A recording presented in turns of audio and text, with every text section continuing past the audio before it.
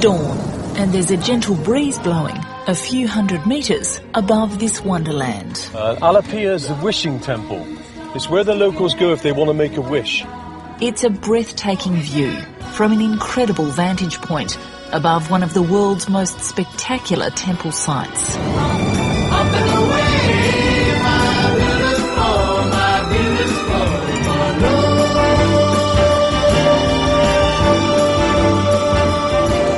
The tourists aboard these hot air balloons have it almost to themselves, but perhaps not for long.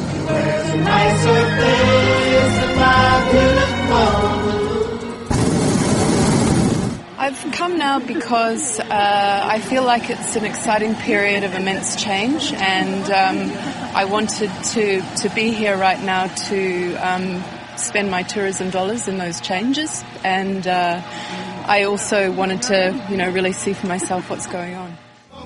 I feel the same way. Burma's been an important story, but incredibly difficult to cover. Now the curtain's coming up, and the possibilities feel endless. But we're getting ahead of ourselves. This journey started 2 weeks earlier, when I couldn't imagine what lay ahead.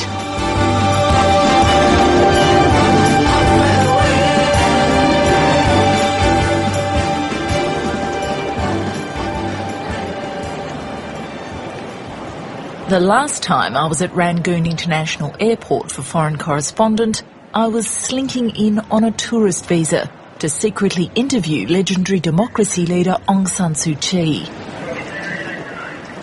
Today, less than 12 months later, cameraman David Leland and I are legit, granted a relatively freewheeling visa to travel the country to assess firsthand the effects of the government's sudden, staggering democratic reforms. It's the type of journey we've never been allowed to make, and while the ability to operate openly is in itself a step forward, we're not really sure just how much freedom we'll actually have.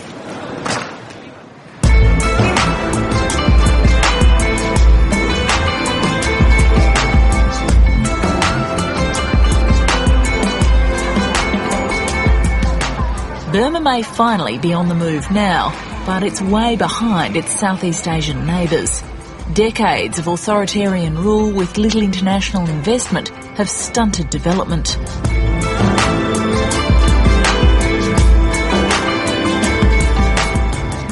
On our way into Rangoon, the first of many sites that remind us we're in a very different world.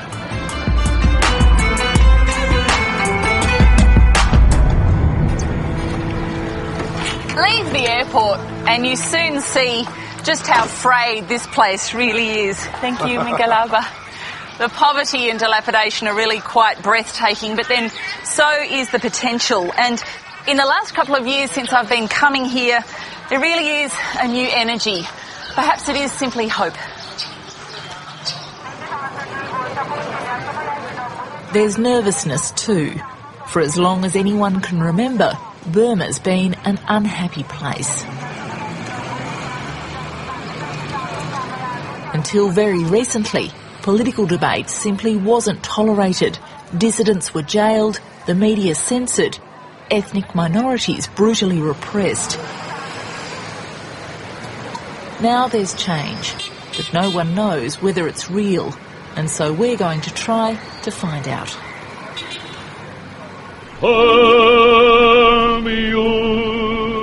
Back to Mandalay, where the old hotel lay.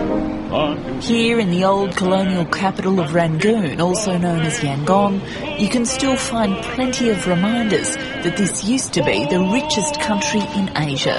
To Mandalay, where the flying fishes play. In the early 1900s, this city was an exotic gathering point for some of the world's most famous thinkers. Then the Strand Hotel hosted the likes of literary greats Somerset Maugham and George Orwell. Like Burma, the Strand has been through so much since it was opened in the boom time of 1901. War, disrepair, dictatorship, not to mention a backpacker invasion and a rat infestation. Now it appears the boom is back. The hotel's the busiest it's been in more than 10 years. I guess what everyone's wondering, though, is will it last? On the road to Mandalay. As it's always been, the Strand is an oasis amid the heat and dust of Rangoon. It used to be the place to be seen when the Brits were still in charge. These days, the centre of power has shifted.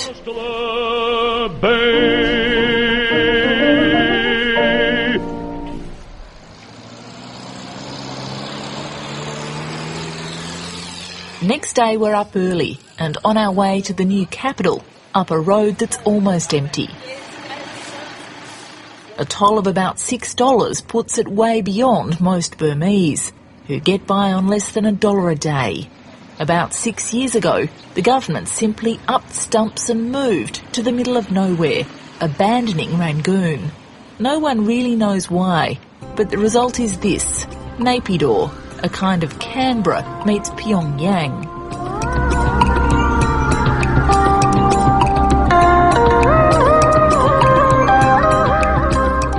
Right now, there aren't too many people to fill it, but if Burma takes off, that'll change. And in anticipation, the building frenzy is well and truly on.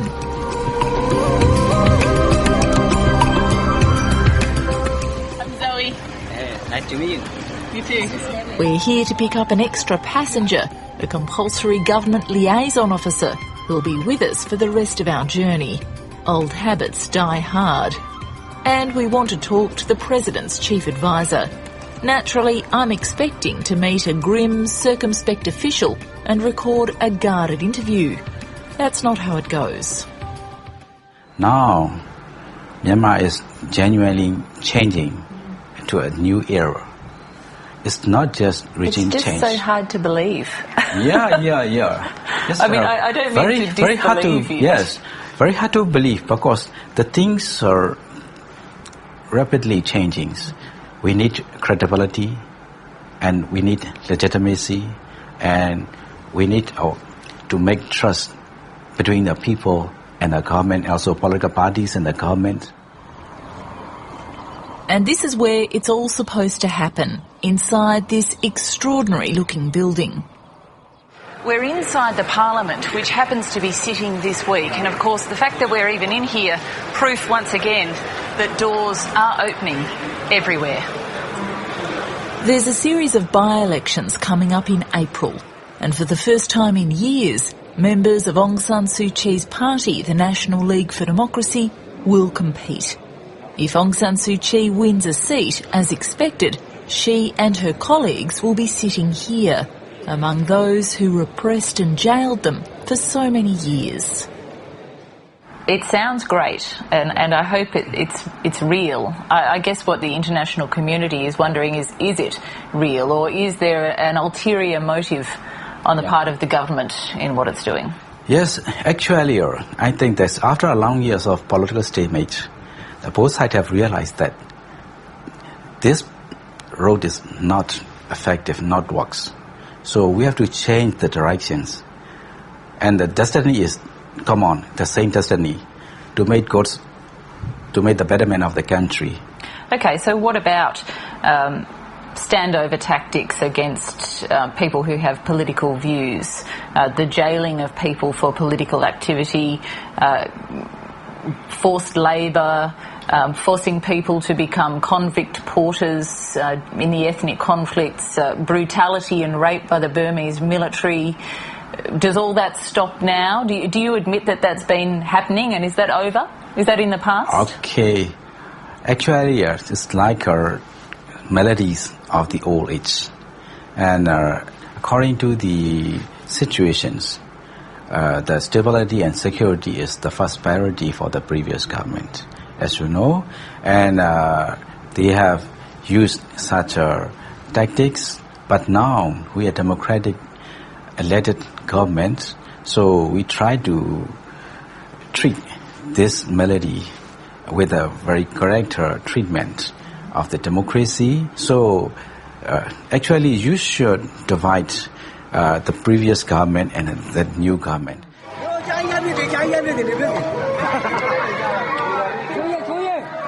During our journey, we get to see for ourselves just what that means for many Burmese. We've come to a political rally for Aung San Suu Kyi. Oh, we love Dosu so much. This time is our chance, very, very big chance to see her.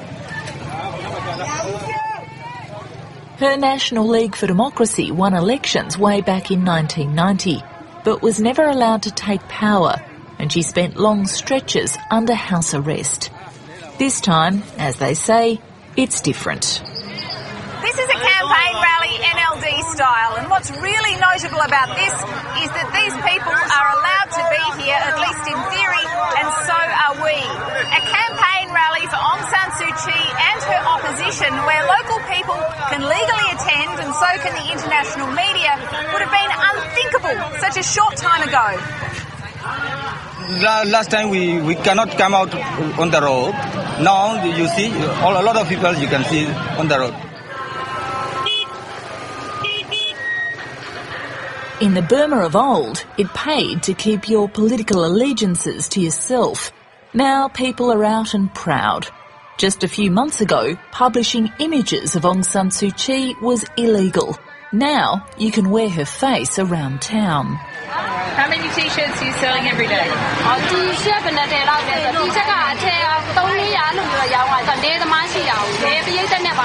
A day? Wow. Once again, we see old habits die hard. We're being watched, and so's the crowd. It's not enough to deflate the enthusiasm for most, but some still fear the old consequences of being seen at a political rally. We press on regardless. We can't afford to miss that all-important shot. We want to film her get out of the car and walk. See, this is why we stand here. The presence of pushy international journalists is a side effect of democratic reform that no one's quite sure how to deal with.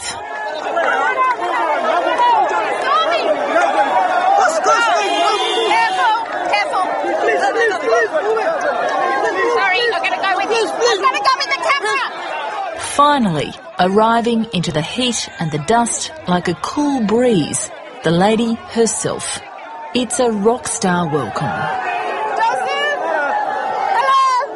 Aung San Suu Kyi is not only taking the military on trust, she's also trying to overcome some restrictions on campaigning that appear to be designed to give government candidates an advantage. Democracy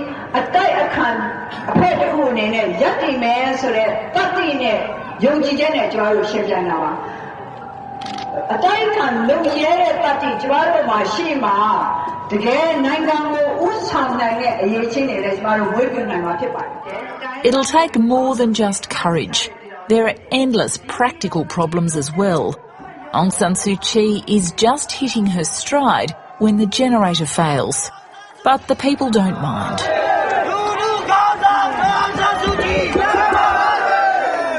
And pretty soon, she's off again.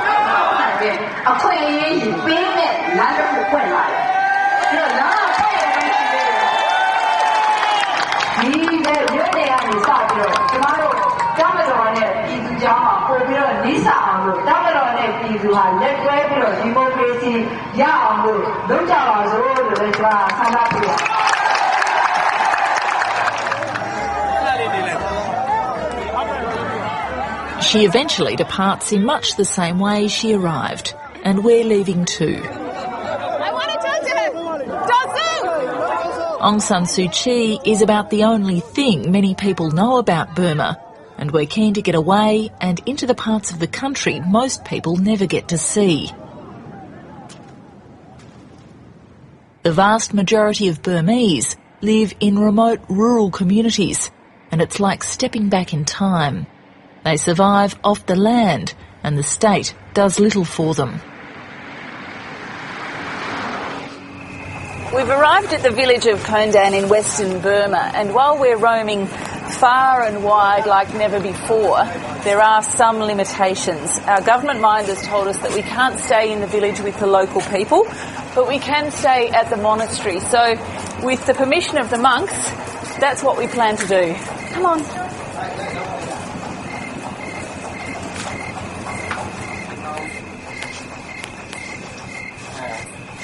Hi.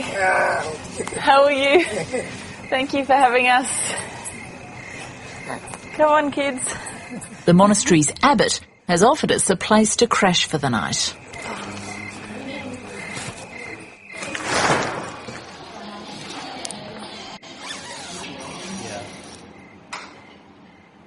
Buddha watches over us while we sleep.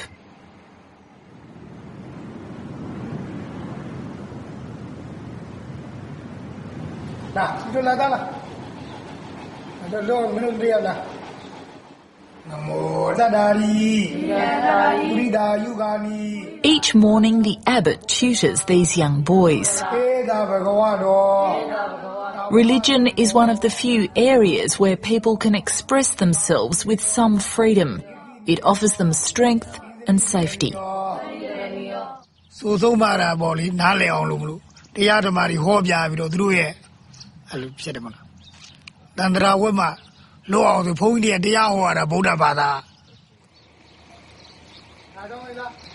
Some monks have played a brave role in Burmese political resistance. They've spoken out when the people were too afraid to, and they've been punished for it. Many were jailed after a failed revolution in 2007, and they've only recently been released.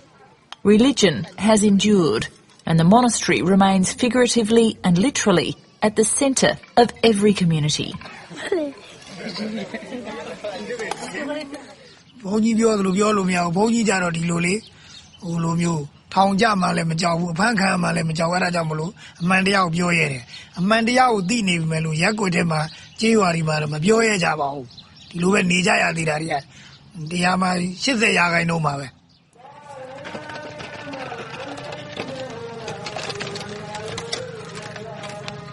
This village is typical of those we encounter on our journey. Local chief Yulei Po explains that there's no school for older children, so they have to drop out as early as age 10 or move to a larger town.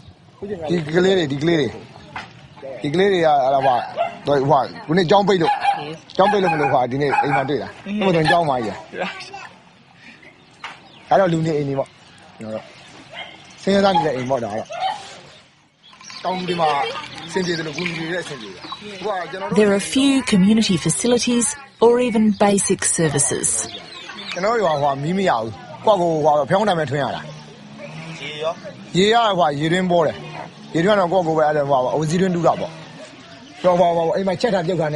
The chief introduces me to 27-year-old Chote Ma, who's only the third person in the village to ever go to university. 5 years after graduation, she's still unemployed.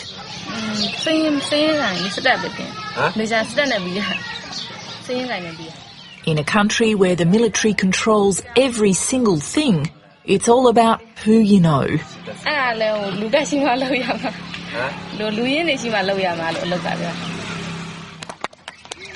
Whether the regime actually passes the power to the people rather than just talking about it will be the ultimate test of the reform program.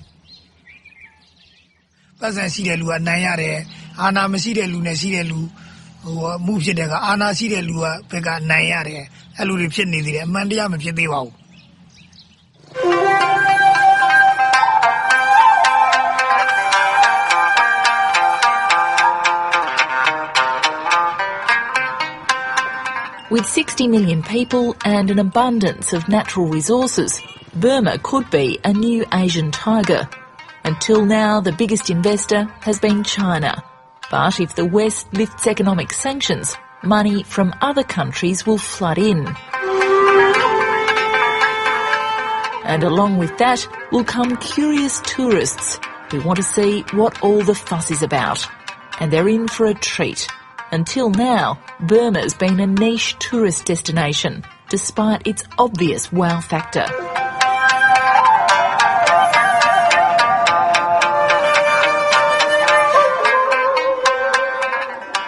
Central Plain has long been known as the spiritual heart of the country, and Bagan is at the centre of the tourist trade now more than ever. Political change has brought about a tourist boom, with flights and hotels fully booked.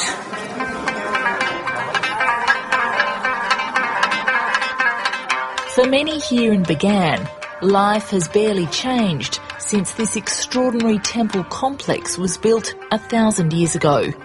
And while for us that means lots of great photo opportunities, for the people who live here, it means a very tough life.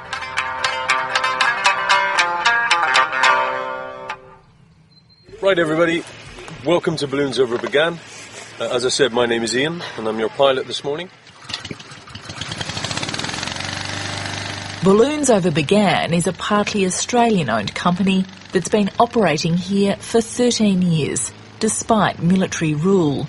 Each year it caters for more tourists drawn to this extraordinary place. I guess somehow I had some impressions that it would be a lot more closed than it is, but people are willing to talk very freely to me, and people seem to be talking about having a sense of change themselves and what's coming, and very hopeful.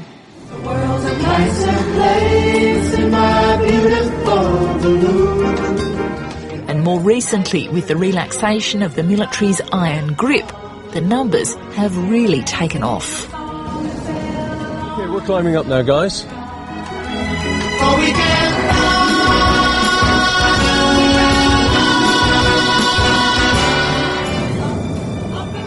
More than 80 local staff are employed by the company.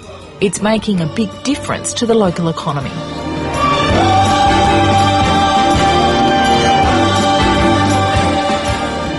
Yes, I've seen a lot of increasing in tourists, this year in particular.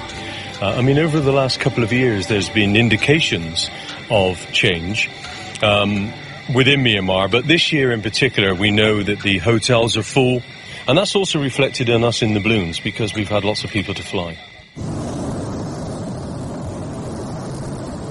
He is hoping the bubble doesn't burst.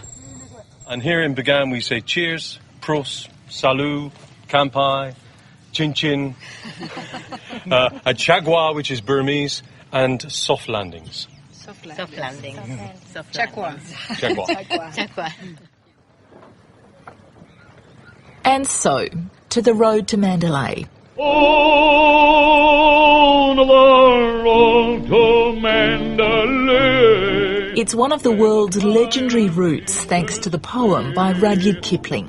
And thanks to many more writers, musicians and filmmakers who followed, the mythology and legend has grown. Across the bay.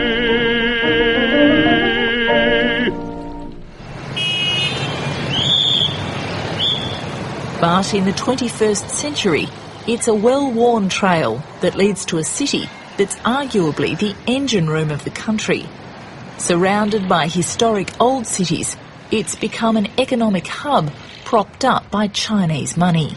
Sadly, it's our last stop.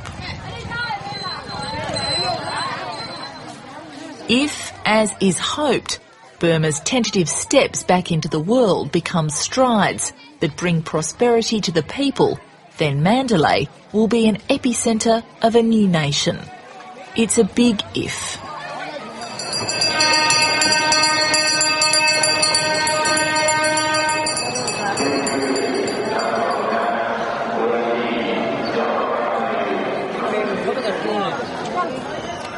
We've had about 2 weeks to complete this journey. Not long enough, but longer than we've ever had permission to stay before. Now the train is leaving Mandalay for Rangoon, and it's time for us to make a run for it too before our visas expire. Finally, some time to reflect. This country has so much to offer. Natural wonders, a deep and enduring history, and brave, hard-working and resilient people. But will they ever be allowed to reach their full potential? The train is now leaving. Everybody's on board. So nobody would like to drop out from the trains. And everybody knows that the reform must go ahead.